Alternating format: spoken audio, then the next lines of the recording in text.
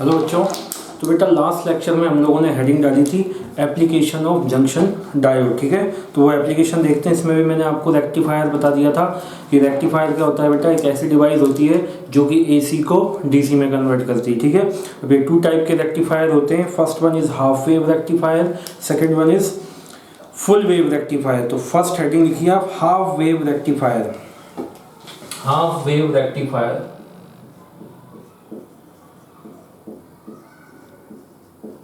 Half wave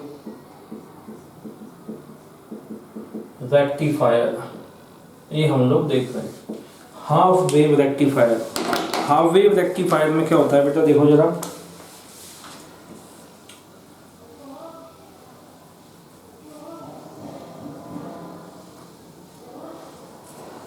इस तरीके से ट्रांसफार्मर की हेल्प से यहाँ पे एक एसी सिग्नल दिया जाता है जिसको अपन इनपुट बोलते हैं। क्या बोलते हैं? Input signal.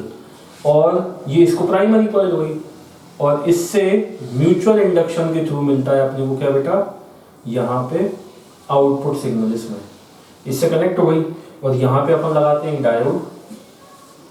ये डायोड है और इस तरीके से यहाँ पे लोड रेजिस्टेंस, जहाँ से अपन आउटपुट लेते हैं, ये हो गया लोड रेजिस्टेंस RL, ठीक है। इस तरीके से सिग्नल है, ठीक है। इसको नाम दे देते हैं, इस पॉइंट को S1, इस पॉइंट को नाम दे देते हैं S2, ठीक है बेटा।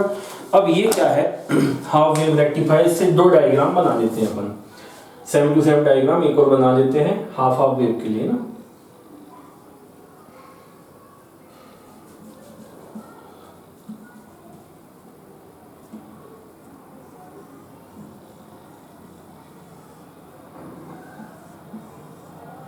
यहां से भी दिया हमने इनपुट और इस तरीके से यहां मिलेगा अपने को आउटपुट। डायोड, लोड रेजिस्टेंस, ठीक है ना, RL। इस तरीके से लोड रेजिस्टेंस है RL, ठीक है। ये हमारे पास डायोड है D, डायोड है क्या, D। अब हमने बेटा जो इनपुट सिग्नल दिया वो देंगे हम एसी सिग्नल, है ना। तो इनपुट सिग्नल कुछ ऐसा होता है, ये इनपुट है हमारे पास, यहाँ पे अपन ने इनपुट देंगे। ये डायग्राम एक ही है, मशीन भी एक ही है। 2 हाफ साइकिल के लिए बता देंगे, पॉजिटिव हाफ साइकिल के लिए, एक नेगेटिव हाफ साइकिल के लिए। इनपुट देंगे तो इनपुट अपना ऐसा कुछ रहेगा, इनपुट सिग्नल इस टाइप से चलेगा इनपुट सिग्नल। अब आउटपुट अपन देखेंगे कि आउटपुट कैसा मिलता है, क्योंकि ये हाफ वेव रेक्टिफायर है ना। तो देखो बेटा, सबसे पहले मान लेते हैं कि जो अपना रेक्टिफायर है इसमें पॉजिटिव हाफ साइकिल आया। तो पॉजिटिव हाफ साइकिल आया तो मान लेते हैं ये जो S1 है ये पॉजिटिव एंड हो गया और ये नेगेटिव हो गया, मतलब ये हायर पोटेंशियल पे हो गया S1 एंड, और ये जो S2 एंड है लोअर पोटेंशियल पे हो गया। तो क्या हुआ बेटा, जैसे ये हायर पोटेंशियल पे हुआ तो देखो ये P है और ये N है। तो देखो हायर पोटेंशियल पे P हो गया, लोअर पोटेंशियल पे N हो गया। तो ये हो गया अपना फॉरवर्ड बायस। क्या हो गया, फॉरवर्ड बायस। तो जो जंक्शन जो डायोड है वो अपना क्या हो गया बेटा, फर्स्ट केस में फॉरवर्ड बायस हो गया। फॉरवर्ड बायस हो गया मतलब ये क्लोज्ड स्विच की तरह काम कर रहा है, क्लोज्ड स्विच की तरह काम कर रहा है। क्लोज स्विच की तरह काम कर रहा है मतलब करंट को ये फ्लो होने दे रहा है। तो ये करंट फ्लो होगा तो हमारा जो आउटपुट आएगा बेटा इसके करस्पॉन्डिंग जो आउटपुट आएगा वो हमारा आ जाएगा। ये आउटपुट आ गया हाफ वेव रेक्टिफायर में, ठीक है। अब क्या हुआ, नेगेटिव हाफ साइकिल आया। नेगेटिव हाफ साइकिल आया तो नेगेटिव हाफ साइकिल में जो S1 एंड था और ये जो S2 एंड था, जो पहले पॉजिटिव था वो अब नेगेटिव हो गया और अब ये पॉजिटिव हो गया। तो अब जो नेगेटिव एंड आया तो क्या हुआ बेटा, देखो ये अपने पास है P और ये है N। तो देखो P नेगेटिव से कनेक्टेड है और N पॉजिटिव से कनेक्टेड है। तो क्या हो रहा है बेटा, ये रिवर्स बायस हो गया। रिवर्स बायस हो गया मतलब ओपन की तरह काम कर रहा है, ओपन की तरह काम कर रहा है। ओपन की तरह काम कर रहा है मतलब इसमें कोई करंट फ्लो होने वाला नहीं है। इसमें ये नेगेटिव हो गया, ये पॉजिटिव हो गया, ठीक है ना। अब इसमें क्या हो रहा है बेटा, इसमें कोई भी करंट फ्लो होने वाला नहीं है क्योंकि रिवर्स बायस है। ओपन स्विच की तरह काम कर रहा है, कोई करंट फ्लो नहीं होगा मतलब काम नहीं करेगा। तो ये ब्लैंक आया, क्या आया यहाँ पे, ये आ गया ब्लैंक। नेगेटिव हाफ साइकिल में डायोड ने काम नहीं किया। ठीक है, अब दोबारा से पॉजिटिव हाफ साइकिल आया, तो पॉजिटिव हाफ साइकिल आया तो दोबारा से ये डायोड वर्क करेगा, तो डायोड वर्क करेगा तो दोबारा से पॉजिटिव रिपल मिल जाएगी। फिर नेगेटिव हाफ साइकिल में दोबारा यही सिनेरियो रहेगा, तो ओपन स्विच की तरह काम करेगा, तो नेगेटिव हाफ साइकिल में पल्स नहीं मिलेगी। फिर पॉजिटिव हाफ साइकिल में क्लोज स्विच की तरह काम करेगा तो पल्स मिलेगी, नेगेटिव हाफ साइकिल में पल्स नहीं मिलेगी। तो इस तरीके से ये क्या होता है, हाफ वेव रेक्टिफायर होता है, जो कि पॉजिटिव जो पल्स होती है उसी को क्या करता है, आउटपुट में लेता है, नेगेटिव को नहीं देता है। ठीक है ना, इसलिए इसको बोलते हैं हाफ वेव रेक्टिफायर। क्या बोलते हैं बेटा, हाफ वेव रेक्टिफायर इसको इसलिए बोलते हैं। अब हाफ वेव रेक्टिफायर जो होता है, इसकी एफिशिएंसी की बात करें, किसकी बात करें, एफिशिएंसी। इसकी जो एफिशिएंसी होती है वैसा होती है, हाफ वेव है तो 50% होना चाहिए, लेकिन कुछ एनर्जी का लॉस भी तो होता है, तो इसकी एनर्जी होती है 40.6 point. Efficiency of half wave rectifier होती है 40.6% होती है बेटा, 40.6%। क्यों, 50% तो एनर्जी का लॉस ये डायरेक्ट ही कर रहा है, नेगेटिव हाफ साइकिल नहीं देते हुए, और पॉजिटिव हाफ साइकिल जितने में दे रहा है उसमें से कुछ एनर्जी लॉस हो रही है। ठीक है ना, तो इस तरीके से। अच्छा, यहाँ पे फॉर हाफ वेव रेक्टिफायर देखें तो अपन देखें इसमें इनपुट फ्रीक्वेंसी कितनी बेटा, हाफ वेव रेक्टिफायर में इनपुट फ्रीक्वेंसी कितनी है, 50 हर्ट्ज। हम क्योंकि हमारे घरों में 50 हर्ट्ज का ही करंट आता है, तो हमने इनपुट फ्रीक्वेंसी कितनी दी, 50 हर्ट्ज। जो हमारे पास आउटपुट आया, आउटपुट फ्रीक्वेंसी कितनी बेटा, output frequency is also 50 hertz. तो आउटपुट फ्रीक्वेंसी ये भी कितनी है, 50 हर्ट्ज ही है। एक साइकिल में 50 साइकिल ही कंप्लीट, एक सेकंड में 50 साइकिल कंप्लीट होंगे। ठीक है ना, ये हो गया अपना हाफ वेव रेक्टिफायर। ठीक है ना, तो इसको आप नोट कर लो, फिर देखेंगे फुल वेव रेक्टिफायर। कर लो जल्दी से नोट।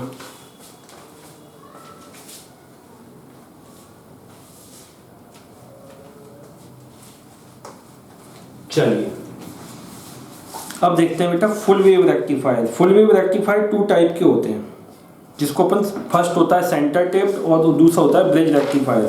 तो हेडिंग देखो फुल वेव रेक्टिफायर, हाफ की जगह लिख लो फुल वेव रेक्टिफायर। इसको रफ कर देते हैं।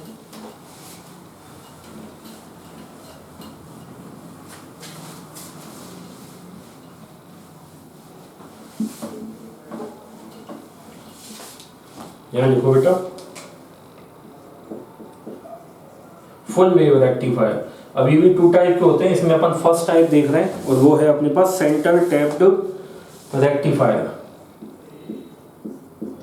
Centre tap rectifier,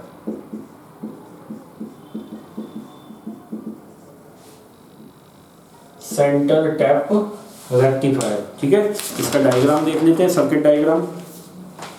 centre tap, यहां से अपन देंगे इनपुट, ये इनपुट सिग्नल दिया,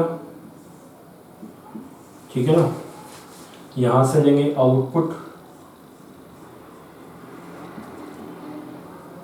ये डायोड, इसमें 2 डायोड होते हैं। फुल वेव रेक्टिफायर में 2 डायोड्स होते हैं, उसमें एक ही था, इसमें 2 डायोड होते हैं। मान लेते हैं D1 है और ये है हमारे पास D2, ये D2 डायोड है। इसके बाद में जो लोड रेजिस्टेंस होता है वो यहाँ लगाते हैं, सेंटर टैप बोलते हैं इसलिए इसको। यहाँ पे अपन टैपिंग कर देते हैं सर्किट कंप्लीट करने के लिए, ठीक है ना, इस तरीके से। तो ये तो मान लेते हैं हाफ पॉजिटिव हाफ साइकिल थी, हो गया। दूसरा डायग्राम बना लेते हैं नेगेटिव हाफ साइकिल के लिए। डायग्राम तो सेम ही बनेगा। यहां से हमने दिया इनपुट सिग्नल, इसको प्राइमरी कॉइल को लिंक किया सेकेंडरी कॉइल से। यहां पे अगेन डायोड लगाए और इस तरीके से इसको दोबारा से सेंटर टैप कर दिया, ये टैपिंग यहाँ पे कर दिया। ये लोड रेजिस्टेंस है RL है, लोड रेजिस्टेंस है RL। ये D1 डायोड है, ये D2 डायोड है, ठीक है। अब हम देखते हैं इनपुट सिग्नल क्या देंगे। हमने दिया इनपुट सिग्नल, इनपुट सिग्नल कैसा देंगे बेटा हम, ऐसा, इस तरीके से इतना से बना देते हैं, थोड़ा और बना देते हैं, चलो इस तरीके से हमने दिया इनपुट सिग्नल, ठीक है। तो अब हमको इसके करस्पॉन्डिंग मिलेगा आउटपुट, तो आउटपुट सिग्नल हम इधर बना देते हैं, चाहे इधर ही बना लो, दिखना चाहिए आपको, बस आउटपुट मिलेगा हमको यहाँ पे। दिख तो रहा है आप लोगों को, नहीं दिख रहा सारा, चलो देखेंगे। अब देखो बेटा, सबसे पहले क्या हुआ, पॉजिटिव हाफ साइकिल आया, ये पॉजिटिव हाफ साइकिल के लिए, नेगेटिव हाफ साइकिल के लिए, ये एंड मान लेते हैं अपना S1 है, ये एंड है S2, ठीक है ना। पॉजिटिव हाफ साइकिल आया तो ये S1 हो गया पॉजिटिव और S2 हो गया इसके करस्पॉन्डिंग नेगेटिव, ठीक है। तो देखो बेटा, ये P और ये N, ये जो पॉजिटिव, ये P का पॉजिटिव, P का जो एंड है वो पॉजिटिव से कनेक्टेड है और जो N का जो N है वो नेगेटिव से कनेक्टेड है ना। तो ये हो गया अपना फॉरवर्ड बायस, मतलब D1 ने काम किया। लेकिन देखो इसका जो D2 है, इसका जो P है वो नेगेटिव से कनेक्टेड है और N जो है वो पॉजिटिव से कनेक्टेड है, तो D2 ने काम नहीं किया, D1 ने काम किया, D2 ने काम नहीं किया। तो D1 ने काम किया तो जो करंट है वो ऐसे होते हुए, ये तो काम कर ही नहीं है, रिवर्स बायस है, ये क्लोज्ड की तरह काम करेगा, ये ओपन की तरह काम करेगा, तो ये काम नहीं कर रहा, तो सर्किट ऐसे में कंप्लीट हो गया, तो करंट ऐसे फ्लो हो जाएगा, तो ये अपने को सिग्नल मिल जाएगा आउटपुट इसके करस्पॉन्डिंग ये वाला। ये आउटपुट सिग्नल मिला, किसके कारण मिला बेटा, ये D1 के कारण मिला, किसके कारण मिला, D1 के कारण, ठीक है। अब क्या हुआ, नेगेटिव हाफ साइकिल आया, नेगेटिव हाफ साइकिल आया तो जो S1 है और ये जो S2 है, S1 एंड जो है ये अपना नेगेटिव हो गया, पहले पॉजिटिव था अब नेगेटिव हो गया और ये हो गया पॉजिटिव। तो अब देखो इसका ये P और इसका N, तो अब इसका P नेगेटिव से कनेक्टेड है, मतलब ये वाला जो है ये ओपन की तरह काम कर रहा है, मतलब ये काम नहीं करेगा, ये वाला काम करेगा, क्यों, क्योंकि इसका P पॉजिटिव से कनेक्टेड है और N नेगेटिव से कनेक्टेड है, तो ये वाला जो डायोड है ये क्लोज्ड की तरह काम करेगा, है ना। तो अब करंट कैसे आएगा बेटा, ऐसे फ्लो होगा, है ना, P से N की तरफ, ये ऊपर क्लोज की तरह काम करेगा ऐसे।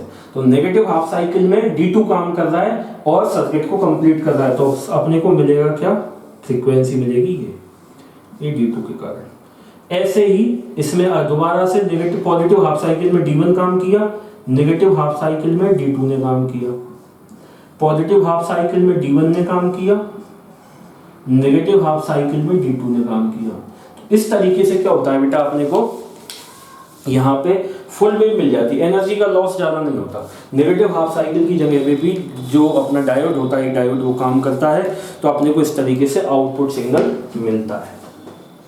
बात समझ आई। तो ये था centre tap full wave rectifier, ठीक है। और फुल वेव रेक्टिफायर जो होता है इसकी एफिशिएंसी लिखें, देखना इसकी अगर अपन एफिशिएंसी लिखें तो एफिशिएंसी जो होती है बेटा उसकी डबल होती है पुराने वाले की, तो वो 40.8 था, ठीक है, तो ये 41.6 हो जाएगा, तो एफिशिएंसी हो जाएगी फुल वेव रेक्टिफायर की हो जाएगी बेटा 81.2, उसका डबल 81.2% ये होती है, ठीक है। अच्छा, इसमें अगर इनपुट फ्रीक्वेंसी देखें,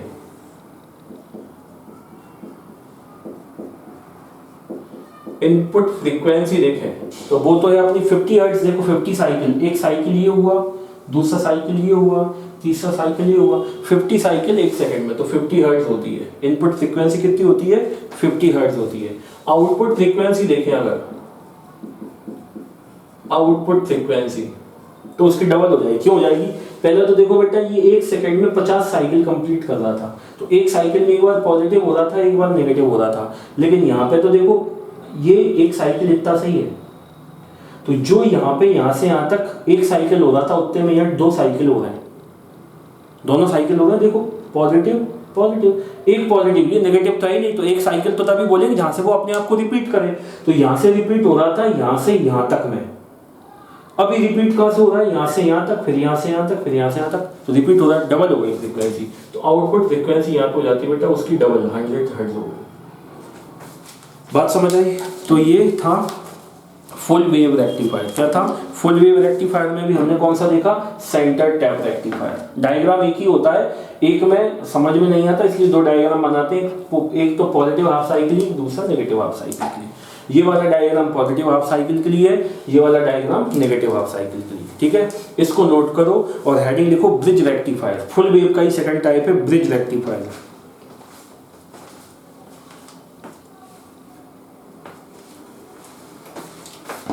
चलिए अब देखते हैं second bridge rectifier. Bridge rectifier भी एक फुल वेव रेक्टिफायर ही है। इसकी डिजाइनिंग का फर्क है बस इंजीनियरिंग का, कि अपन उसको कैसे डिजाइन करते हैं।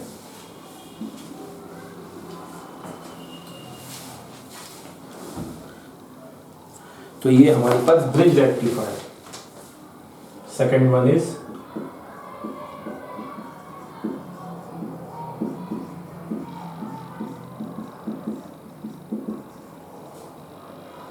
Bridge rectifier. इसका डायग्राम देखें तो ऐसा कुछ होता है।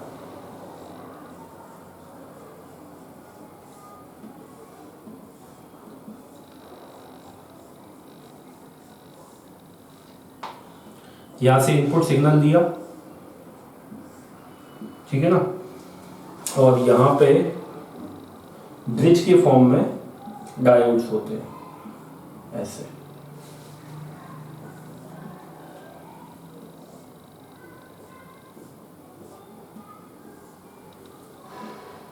ठीक है ना, इस तरीके से।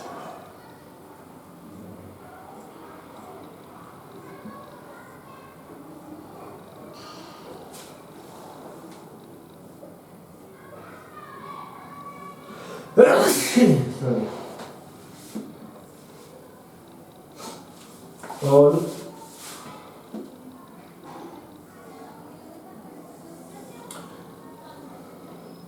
ये वाला एंड इससे कनेक्टेड होता है, और ये वाला जो एंड है ये वाला, और ये वाला एंड यहाँ पे लगाते हैं लोड रेजिस्टेंस आ रहा है। ठीक है ना, लोड लेते हैं। ठीक है, अब क्या होता है सुनो, इसको नाम नंबरिंग कर देते हैं। D1, D2, D3 और ये D4, ये नंबरिंग कर दी। लोड रेजिस्टेंस है, फुल वेव रेक्टिफायर है, तो इनपुट जो सिग्नल है यहाँ बना देता हूँ, जो अपने को इनपुट मिलेगा वो मिलेगा ऐसा।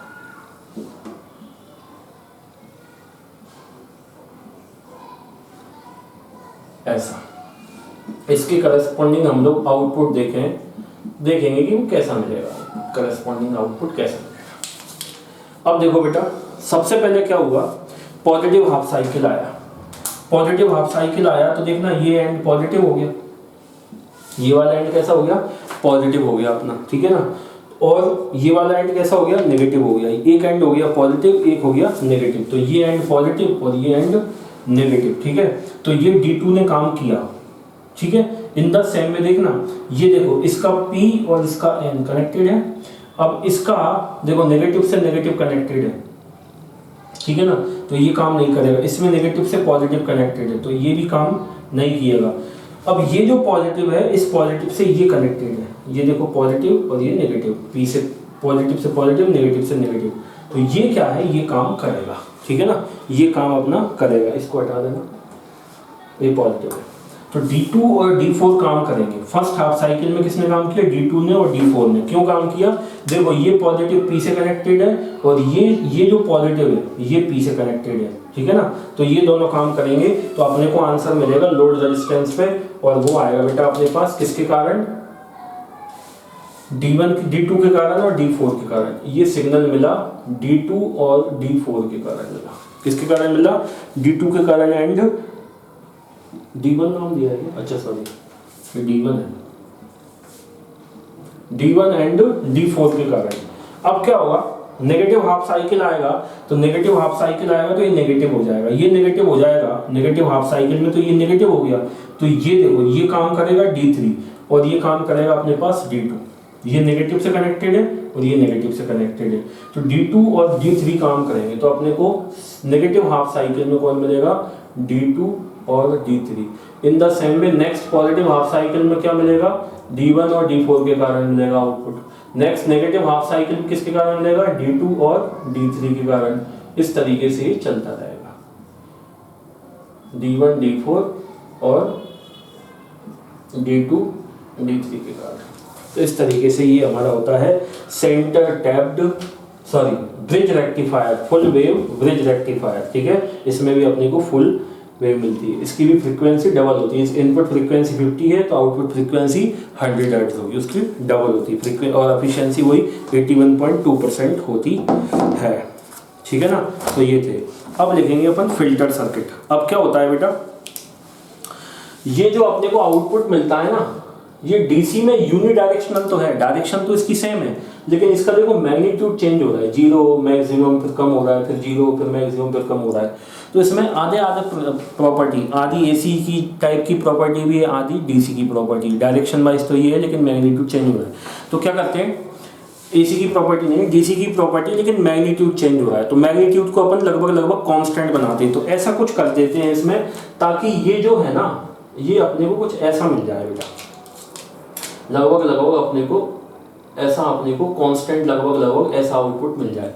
तो अपन फिल्टर यूज करते हैं। तो फिल्टर के लिए क्या करते हैं, ये जो अपन लगाते हैं लोड रेजिस्टेंस, इसके पैरेलल में एक कैपेसिटर लगा देते हैं। क्या लगा देते हैं, कैपेसिटर लगा देते हैं। ठीक है, तो ये फिल्टर का काम करता है। तो फिल्टर क्या करता है, ये जो वैल्यू डिक्रीज होती है ना, इसको डिक्रीज नहीं होने देता, कांस्टेंट होता है। जैसे ही आउटपुट जो वोल्टेज है वो डिक्रीज होता है तो कैपेसिटर क्या करता है, वोल्टेज ज्यादा आया तो चार्ज हो गया, वोल्टेज कम हुआ तो डिस्चार्ज हो गया। तो क्या करता है, कांस्टेंट, जब वोल्टेज कम होता है तो लोड रेजिस्टेंस को क्या दे देता है, अपना जो चार्ज है वो दे देता है, तो आउटपुट बढ़ जाता है। और जब मैक्सिमम आउटपुट इनपुट आता है तो क्या करता है, वो चार्ज हो जाता है। तो कहने का मतलब ये है कि जहां पे वैल्यू डिक्रीज हो रही है तो वहां पे वैल्यू डिक्रीज नहीं होने देता, वो अपने चार्ज को जो स्टोर करके रखता है ना, वो दे देता है। तो ये कांस्टेंट लगभग वैल्यू मिलती है। तो इसको बोलते हैं अपन फिल्टर सर्किट। क्या बोलते हैं, फिल्टर। तो आप नेक्स्ट हेडिंग लिख लो, फिल्टर सर्किट, है ना, फिल्टर सर्किट। इसमें देखो 2 टाइप के फिल्टर होते हैं, एक कैपेसिटर फिल्टर होता है, एक इंडक्टर फिल्टर भी होता है। अपने में कैपेसिटर फिल्टर है। कैपेसिटर फिल्टर को याद रखो, कैपेसिटर फिल्टर बनाने के लिए लोड रेजिस्टेंस के पैरेलल में क्या लगा देते हैं बेटा, अपन एक कैपेसिटर लगा देते हैं। तो लिख लो फिल्टर सर्किट, लिखो पहले हेडिंग लिखो फिल्टर सर्किट। इसकी डेफिनेशन लिख लेते हैं, फिर आगे बात करेंगे। कॉन्सेप्ट तो मैंने समझा ही दिया आप लोगों को। देखो फिल्टर सर्किट,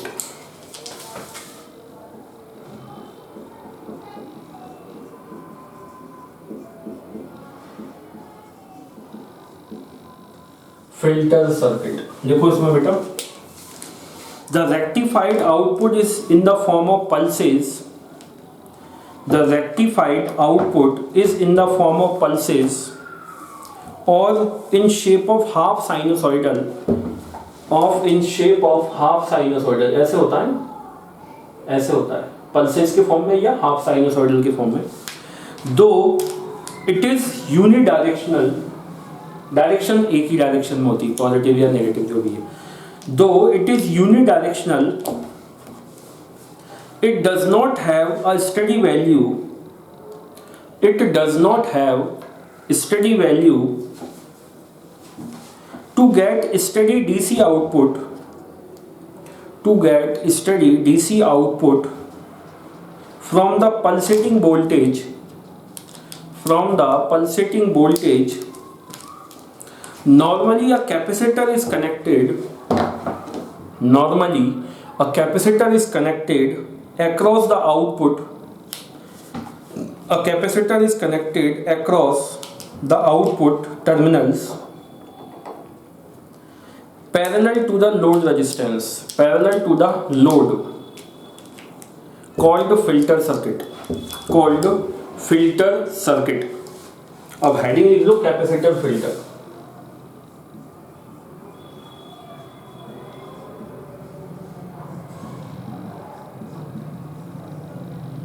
कैपेसिटर फिल्टर, इसका सर्किट बना लें तो सिंपल सोबर सा बना रहे हैं। जैसे मैंने आपको बताया, ये कैपेसिटर लगा दिया लोड रेजिस्टेंस के पैरेलल में, इसके पहले जो कुछ भी होगा वो होगा। ये कैपेसिटर लगा दिया लोड रेजिस्टेंस के पैरेलल में, यहां से आ रहा है अपने पास कैसा बेटा, इस टाइप का इनपुट आ रहा है, जैसे अभी अपन ने बनाया है ना, ऐसे ही आ रहा था। तो अब ये कैपेसिटर से होते हुए जाएगा तो अपने को जो आउटपुट मिलेगा वो आउटपुट कुछ ऐसा मिलेगा। ये तो था इनपुट, फिल्टर में जाएगा तो इनपुट ऐसा जाएगा। ये अपना कहाँ से आया, फुल वेव रेक्टिफायर से ऐसा आउटपुट आया।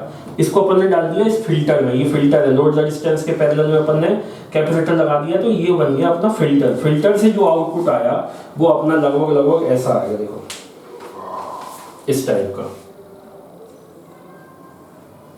लगभग ऐसा बना देता है वो, ठीक है ना, थोड़ा सा चेंज कर देता है। तो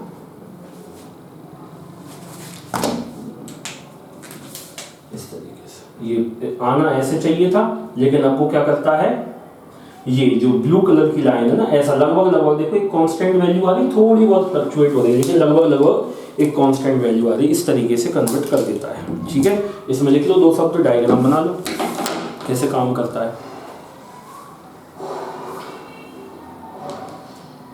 यहाँ पे लिख लेना आउटपुट ऑफ रेक्टिफायर, या तो इनपुट ऑफ फिल्टर लिख लो या आउटपुट ऑफ रेक्टिफायर लिख लो।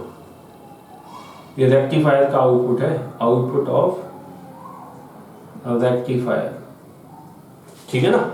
चलिए अब लिखो इसमें, when the voltage across the capacitor is rising, when the voltage across the capacitor, when the voltage across the capacitor is rising, it gets charged if there is no external load, if there is no external load, it remains charged to the peak voltage of the rectified output, to the peak voltage of the rectified output. When there is a load,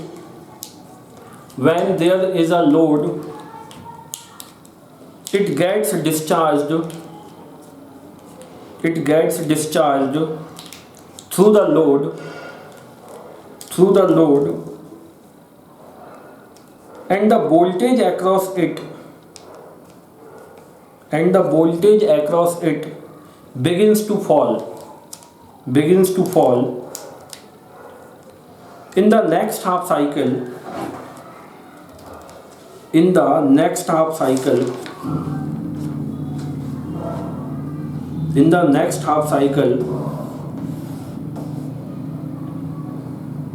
of rectified output,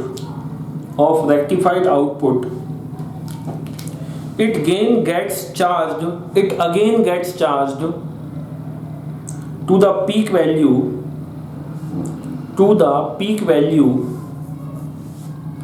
but due to large value of time constant of capacitor, voltage across the capacitor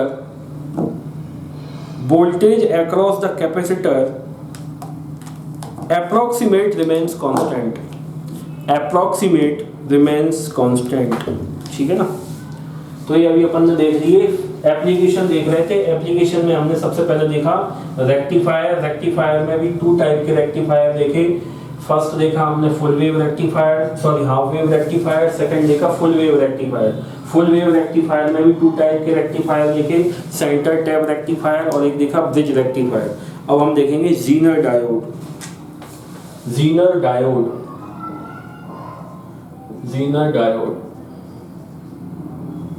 BN junction diode है ना, उसमें मैंने आपको बताया था कि 2 type के breakdown होते हैं, अवलांच ब्रेकडाउन और जीनर ब्रेकडाउन। तो जीनर ब्रेकडाउन के ऊपर बेस्ड डायोड होता है जीनर डायोड। इसकी स्पेशल पर्पस डायोड है, इसका जो सिंबल होता है वो कुछ ऐसा होता है, ऐसा सिंपल मैं तो ऐसी स्ट्रिंग होती है, लेकिन इसमें थोड़ा सा स्टाइलिश बना देते हैं। ये क्या बना देते हैं, स्टाइलिश बनाते हैं। ये जो स्टाइलिश है ना, तो ये आप ये मत समझना कि जो स्टाइलिश है तो ऐसे ही बना दिया। ये स्टाइलिश का मतलब होता है ये जीनर डायोड है, इसका सिंबल है जीनर डायोड का। ये P होता है इसका टर्मिनल, ये होता है N, तो ये जीनर डायोड का सिंबल है। लिख लो इसमें हेडिंग डाल के, देखो 2 शब्द, रिवर्स वाइज में काम करता है ना। देखो it is a special purpose diode,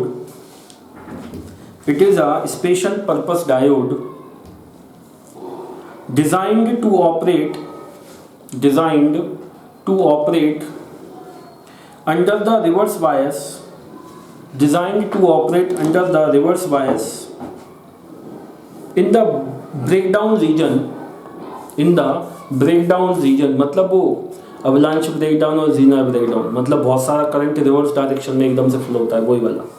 in the breakdown region and used in voltage regulation, and used in voltage regulation, ठीक है ना। अब लिखो Zener diode as voltage regulator, Zener diode as voltage regulator. Voltage regulator में कैसे use होता है? Zener diode as voltage regulator,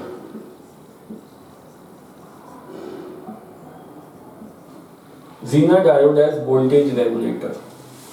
इसका सर्किट बना फिर लिखेंगे थ्योरी।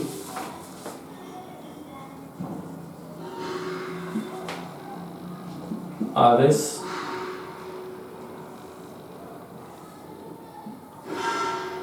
पॉजिटिव नेगेटिव, यहां से मिलेगा fluctuating input,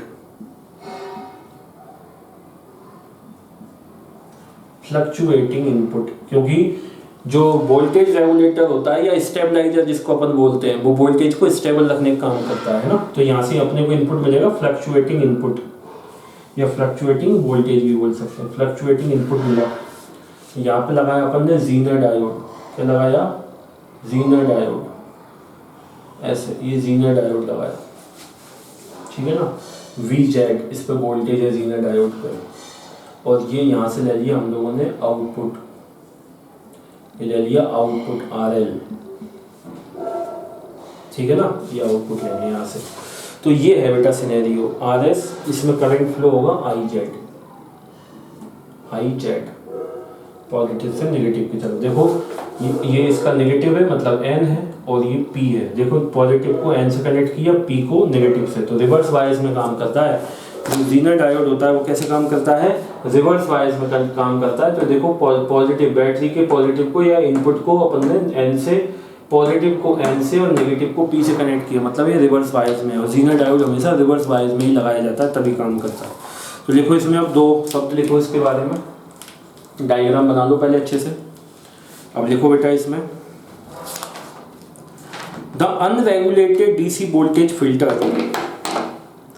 the unregulated DC voltage filter is connected to the Zener diode, is connected to the Zener diode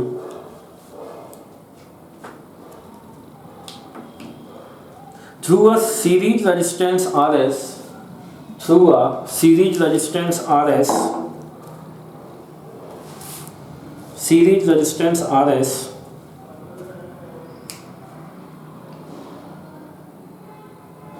such that the Zener diode is reverse biased, such that the Zener diode is reverse biased if the input voltage increases, if the input voltage increases, the current through RS, the current through RS and Zener diode also increases, इसमें current भी increase होगा, है ना। Voltage यहाँ से increase होगा तो ये करंट भी इंक्रीज होगा। Current through RS and Zener diode also increases. This increases the voltage drop across RS. This increases the voltage drop across RS without any change in voltage across Zener diode. Without any change, without any change in the voltage across the Zener diode. This is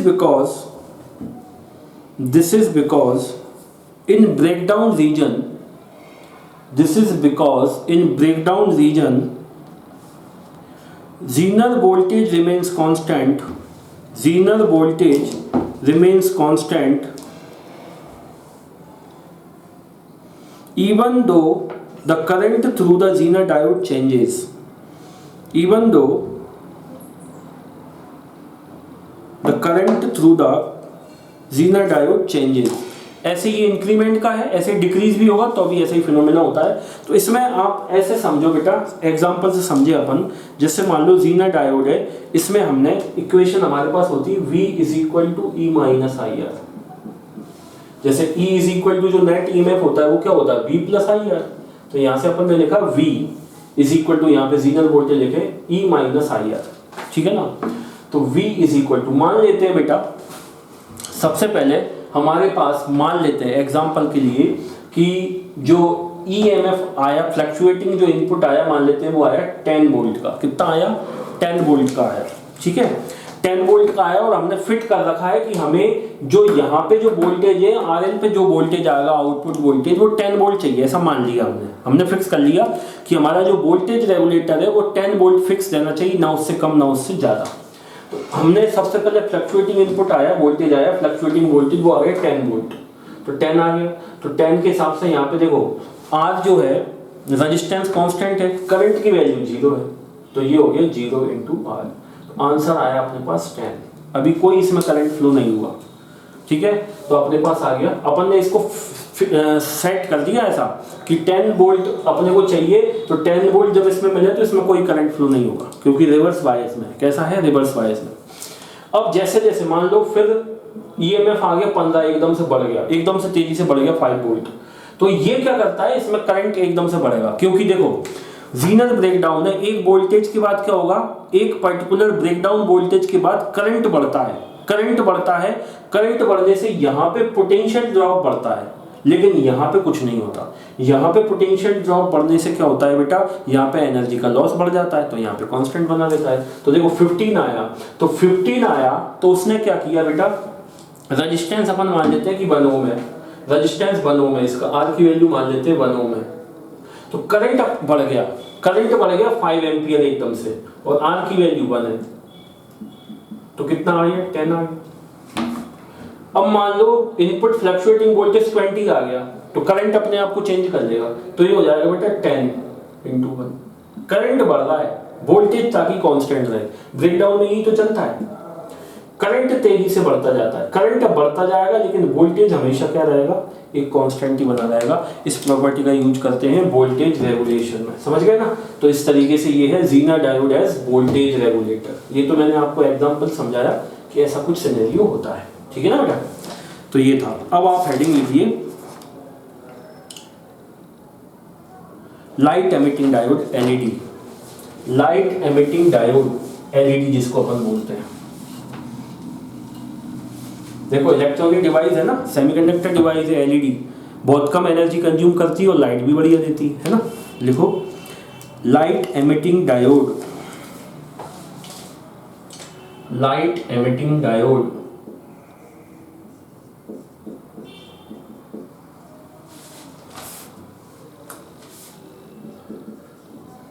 light emitting diode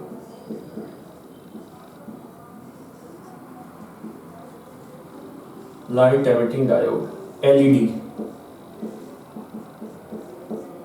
LED लिखो बेटा। इसमें इसका जो symbol होता है वो ऐसा होता है, एक डायोड बना दो और इसमें से निकलते हुए ऐसे फोटोन बना दो या एनर्जी बना दो, निकलती हुई, क्योंकि बल्ब जलता है ना तो एनर्जी छोड़ता है, तो वैसा। तो डायोड बना दो और उसमें से निकलते हुए एनर्जी बता दो। तो ये इसका सिंबॉलिक, इसका एलईडी का। लिखो इसमें 2 शब्द, it is a heavily doped, underline कर लेना, it is a heavily doped PN junction. मतलब एलईडी बनाते समय जो पीएन जंक्शन है उसमें डॉपिंग कैसी होना चाहिए, हाई होना चाहिए। लिखो it is a heavily doped PN junction which under forward bias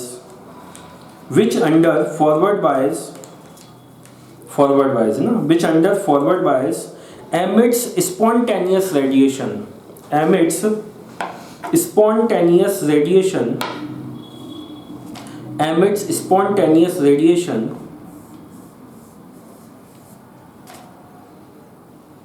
when LED is forward biased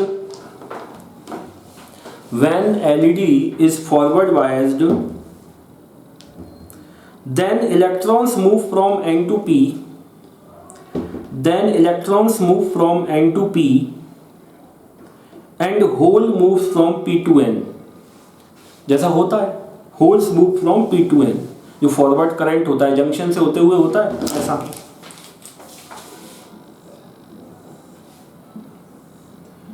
ये हमारे पास P रीजन है, ये N रीजन है, ये जंक्शन है, फॉरवर्ड वायर में डिप्लेशन लेयर खत्म हो गई, इसमें जो मेजॉरिटी कैरियर है होल है, इसमें मेजॉरिटी कैरियर इलेक्ट्रॉन है, ये ऐसे मूव करते हैं, इलेक्ट्रॉन ऐसे मूव करते हैं, तो जो होल है वो P to N मूव कर रहा है, electron N to P move कर रहा है, यही तो मैंने लिखवाया।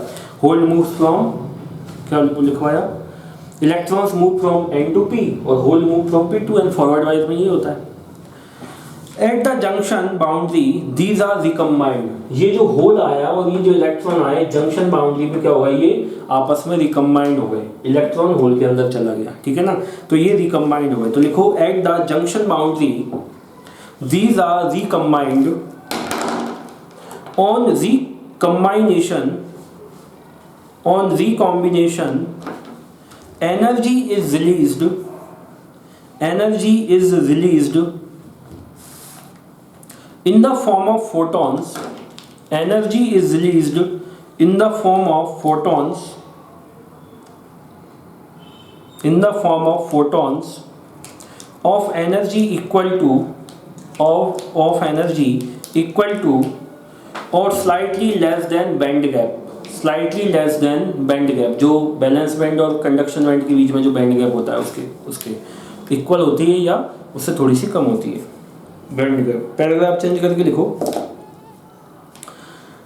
when the forward current of the diode is small, when the forward current of the diode is small, the intensity of light emitted is small, current अगर कम है तो इंटेंसिटी इसकी चमक भी क्या होगी, एलईडी की कम होगी। तो लिखो when the forward current of the diode is small, the intensity of light emitted is small, as the forward current increases, as the forward current increases, intensity of light increases and reaches a maximum, and reaches a maximum. Further increase in the forward current, further increase in the forward current result in decrease of light intensity, result in decrease of light intensity, मतलब एक हद तक अगर आप forward current बढ़ाओगे तो intensity बढ़ेगी, अगर बहुत ज़्यादा अगर आपने फॉरवर्ड करंट बढ़ाया उसके बाद में इंटेंसिटी डिक्रीज होना चालू हो जाती है। तो ये था बेटा अपना लाइट एमिटिंग डायोड। लगे हाथों फोटो डायोड और लिख लो, लिखो फोटो डायोड, नेक्स्ट हेडिंग लिखो फोटो डायोड।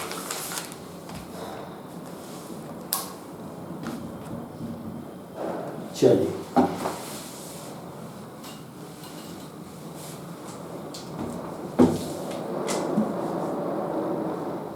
तो इसमें क्या होता है बेटा लाइट एमिटिंग डायोड में, तो रिकम्बाइन होते हैं इलेक्ट्रॉन और होल, तो एनर्जी रिलीज करते हैं, उस एनर्जी से क्या होता है लाइट अपने को दिखती है कि हाँ भाई लाइट बल्ब जल गया, एलईडी जल गई। देखो photo diode, photo diode, photo diode, इसका जो सिंबल है, इसका सिंबल है फोटो डायोड, है ना ऐसा, इसके ऊपर लाइट आके इंसिडेंट होगी ऐसे, तो इसका सिंबल ऐसा है फोटो डायोड का, ठीक है ना। लिखो it is a special purpose junction diode,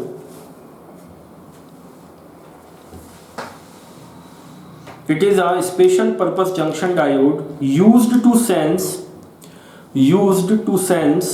and measure, used to sense and measure incident light, used to sense and measure incident light. It is operated under reverse bias, it is operated under reverse bias, it is operated under reverse bias। आज का lecture बेटा हम यहीं पे finish करते हैं। Photo diode की working मैं नेक्स्ट लेक्चर में दिखाऊंगा, क्योंकि अभी थोड़ा सा वीडियो लेंथी हो जाएगा, ये 2 पार्ट्स में स्प्लिट हो जाएगा, फिर वो सेकंड पार्ट बहुत छोटा बनेगा तो वो दिक्कत आती है। तो आज का लेक्चर हम यहीं पे फिनिश करते हैं। नेक्स्ट लेक्चर में हम यहाँ से स्टार्ट करेंगे। इसका एक फोटो डायोड, एक जो लास्ट एप्लीकेशन ये बचा है, 2-3 कुछ क्वेश्चंस कराऊंगा। हम ट्रांजिस्टर स्टार्ट करेंगे। क्या स्टार्ट करेंगे? ट्रांजिस्टर। इस चैप्टर के 4 पार्ट में बताता हूँ। पहला पार्ट तो basic concept, second part diode, तीसरा पार्ट ट्रांजिस्टर और फोर्थ पार्ट अपना है लॉजिक गेट्स। तो 2 पार्ट अपने कंप्लीट हो गए हैं, 2 पार्ट बचे हैं, ट्रांजिस्टर एंड लॉजिक गेट्स। ठीक है, चलिए, थैंक यू।